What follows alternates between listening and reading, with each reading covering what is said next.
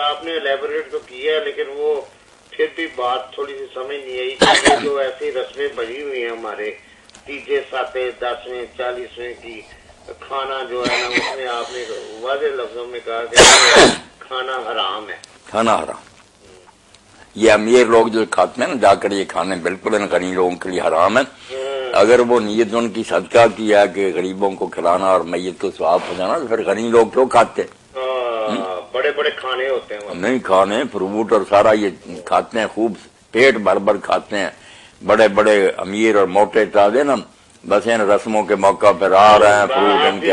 کے لیے میں نے عرض کروں کہ ادھر اپنا ڈیفینس ہاؤسنگ سوسائٹی ہے لاہور کی بڑی امیر ترین سوسائٹی ہے. اس میں ایک میرا دوست رہتا ہے تو کہتا ہے کہ 40ویں کا کھانا کسی کا فوتی ہوگی تو اس کا کہتا ہے 40ویں کا کھانا فل کورس ہوتا ہے ہمارا.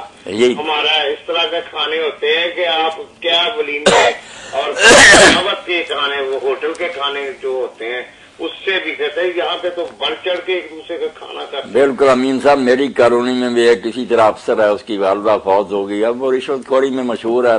بے شمار لوگ آئے کیونکہ اس سے کام پڑتا رہتا محکمہ ایسا تو ٹینٹ لگے ہوئے تھے میز تھے ان پر کھانے تھے طرح طرح دنیا کھا رہی تھی. مال حرام بود بجائے حرام رفت حرام کا مال تھا حرام رستے میں جا رہا. مری ماں ہے کھانے کھا. امین شاہ آپ کی بات تو بالکل صحیح ہے. وہ سوال کرنے والا بڑا تڑپا تھا آپ کی. تڑپنا ہی نا.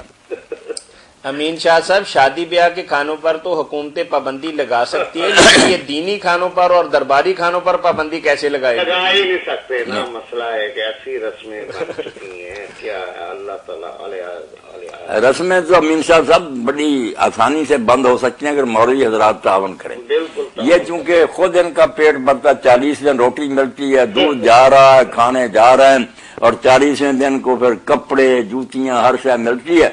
اگر یہ کہہ دیں کہ بھائی یہ نیکی کا کام ہے قرآن مجید پڑھ کے ثواب بخش کے چلے جائیں گے کوئی ہمیں پھل نہ دے نہ پیسہ دے خود ہی بند کر دیں گے. لوگ بعد میں کہیں گے مولوی صاحب آؤ انہوں نے کہا یار کیا کرنا چھوڑو یہ اپنی طرف سے بنائی ہوئی. اب جو مل رہا نا کھانے پینے کے لیے وہ نہیں چھوڑنے دیتا. امپوز کر دینا چاہیے. بالکل. اچھا چلو اور کوئی سوال؟ بہت شکریہ جی امین شاہ صاحب. السلام علیکم. وعلیکم السلام. تو جو وہ روایت کرتے ہیں نا ہاں کہ آپ سے اس نے کہا میرے پاس نہیں تو آپ نے کہا تو بال منڈا اور یہ ناخن دور کر تیرے لیے یہی قربانی. پہلے تو یہ روایت صحیح نہیں ثابت نہیں ہوتی. دوسرا اس میں قطع نہیں آیا جیسے الفتح الربانی میں البنا رحمۃ اللہ علیہ اس نے کہا کہ وہ 10 دن نہ مڑائے. اس میں تو ذکر ہی نہیں 10 دن کا. صرف آپ نے کہا کہ تو قربانی والے دن پوری طرح زیب و زینت کر کے جا. دوسرے مسلمان تو مجبور ہیں حکم کی وجہ سے. تو کیوں نہیں اپنے ناخن دور کرتا؟ یہ بات ٹھیک نہیں کہا. زینت کے ساتھ عید میں شامل ہو. پہلے عید کی نماز سے اپنے آپ کو بنا سو 10ویں دن اس کا کوئی حکم نہیں کہ تو 10 دن نہ مڑائے اور پھر مڑائے. یہ اپنی طرف سے گاڑی بات یعنی اس کے لیے 10 دن عام ہی عام ہے. جب بھی جی چاہے وہ اپنے آپ کو ٹھیک ٹھاک کرے سنت کے مطابق اپنے بال درست کرے اس کو انشاءاللہ اجر ملے. ٹھیک ہے جزاکم اللہ خیر. مولانا عید کے دن کے بارے میں کچھ کہا جاتا ہے کہ حدیث مبارکہ کے حوالے سے کہ قربانی کھایا جائے تو قربان گاہ کے اندر بھوکے جانا چاہیے. تو لیکن مجھے پتا ہے کہ میں پہلے دن کسائی افورڈ نہیں کر سکتا یا نیت نہیں میں نے قربانی دوسرے دن کرنی ہے یا میں نے گائے کسائی تلاش کرنا ہے وہ ممکن مجھے کے بعد ملے. تو میرے لیے عیدگاہ جانے کا حکم جو ہے وہ شریعت کے مطابق کیسا ہے؟ نہیں حکم کوئی نہیں. بعض لوگ اس کو روزہ ہی کہہ دیتے ہیں نا. یہ بالکل گناہ ہے. روزہ نہیں عید والے دن روزہ حرام ہے. اس لیے کوئی آدمی پہلے بھی بھوک محسوس کرتا ہے یا اس کا جی چاہتا کھا کر جائے کوئی منع نہیں. بڑے بڑے تابعین اور نیک لوگ کھا کر جاتے تھے. روزہ نہ کوئی بنائے. البتہ جو قربانی کرنے والا اور سمجھتا آج ہی کرنی ہے اس کے لیے زیادہ بہتر یہی کہ وہ جائے نماز پڑھے آ کر قربانی کرے. قربانی کے گوشت سے پھر کچھ تناول کرے. اللہ تعالیٰ کا مہمان بنے اللہ کی ضیافت قبول کرے. یہ جس نے قربانی کرنی ہے اور اس کو یقین ہے کہ آج ہی ہو جائے گی وہ اگر کر لے تو بہتر ہے. ورنہ وہ بھی اگر کھا پی لے کوئی حرام ناجائز نہیں. مطلب یہ سختی نہیں ہے نہ حکم وغیرہ کوئی نہیں. نہ کوئی حرام ہے ناجائز. ٹھیک ہے. وعلیکم السلام ورحمۃ اللہ. مولانا حدیث یہ گائے میں 7 حصے ہو سکتے ہیں.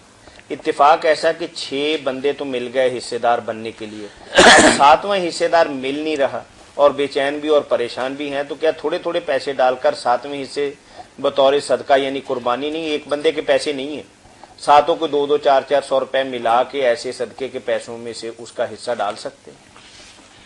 جب کہا جاتا ہے نا کہ گائے یا اونٹ میں اتنے بندے شریک ہو سکتے ہیں، تو اس کا مطلب یہ نہیں ہوتا کہ ضرور اتنے پورے کرو۔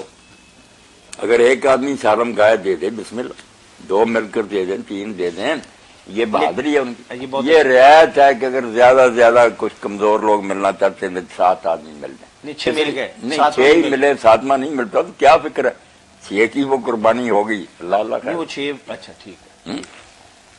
ان کو اگر ان میں کوئی امیر آدمی وہ کہتا ہے 7ویں حصے کے پیسے میں دے دیتا ہوں، میرے 2 حصے ہو گئے، تمہارے 5، یہ بھی کر سکتا، اور اگر سارے برابر برابر رکھیں تب بھی ٹھیک، یعنی 4 5 6 میں بھی ہو سکتے، 2 ہوں 1 ہو جتنے ہو، یہ ضروری نہیں کہ 6، یہ ضروری نہیں ہے کہ پورا حصہ نامزد ہو، نہ کوئی بات نہیں، 2 آدمی مل کے بھی گائے کر سکتے ہاں ہیں، آدھی آدھی ہوگی، 3.5 3.5 ٹھیک۔ تو کچھ لوگوں نے مولانا اس کے حوالے سے مسائل خود سے ہی بنا رکھے ہوتے ہیں کہ بھئی ایسا نہیں ہے کیونکہ 7 ہی حصے ہیں تو آپ کو طے کرنا پڑے گا کہ آپ 4 لے رہے ہیں یا 3 لے رہے ہیں، نہیں کوئی ضروری، یعنی 3.5 والی تقسیم جو آپ بتا رہے ہیں یہ بالکل یہ درست۔ بالکل جزاکم اللہ۔ بہت، اگر کوئی غریب ہو بیچارہ وہ کہتا میں نہیں اتنے حصوں کا دے سکتا، چلو وہ جتنے لے لے گا، 1 یا 2 لے لے، باقی دوسرا دے لے۔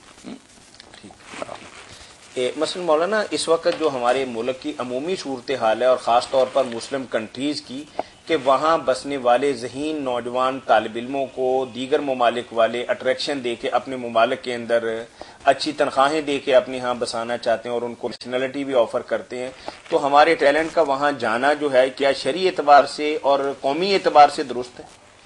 نہیں بالکل ناجائز ہے، مگر قوم بھی مجرم ہے اور حکومت بھی مجرم ہے، کیوں نہیں ان کو کوئی روزگار مہیا کرتے، بیچارے ڈکے کھاتے ہیں، چلے جاتے ہیں مجبور ہو کے۔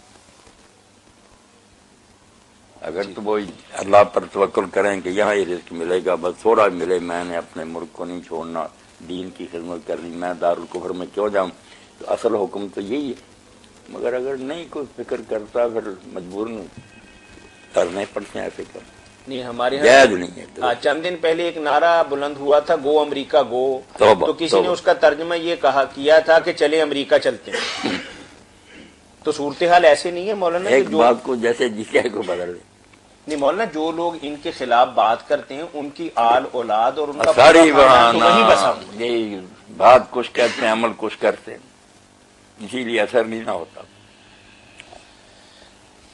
ٹھیک ہے جی۔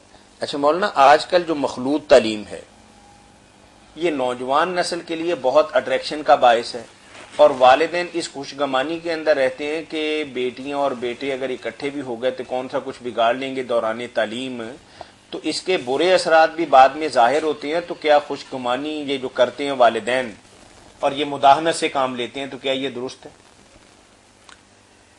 جو خوش گمانی سے کام لیتے ہیں نا کہ ہماری بچیاں بچے نہیں بگڑ سکتے، وہ تو بہت کم ہوں گے، زیادہ جو ہے نا ان کا خیال ہی ہے کہ اکٹھے رہیں گے تو کوئی نہ کوئی بچہ پھنسا لے گی، شادی ہو جائے گی۔ میں نے آپ سنا کہ ماں نے کہا کہ تم نے اتنی مدت وہاں رہی ہو کوئی بچہ بھی نہیں پھنسا، اس سے لوگ بہت دور نکل جائیں دین سے۔ وہ کہتے ہیں شکار کرو ساتھ رہ کر کسی بچے کو، شادی ہو جائے، تو شادیاں ہو بھی نہیں رہی، ہر طرف تو مصیبت، اس لیے لوگ برا کوئی نہیں مناتے کہ جو جی چاہے ہو جائے، خوش ہو گئے۔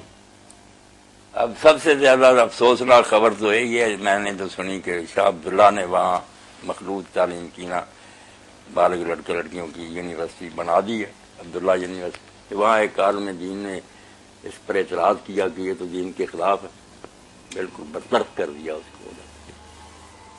یہ سعودی عرب کی بات کر رہے ہیں آپ؟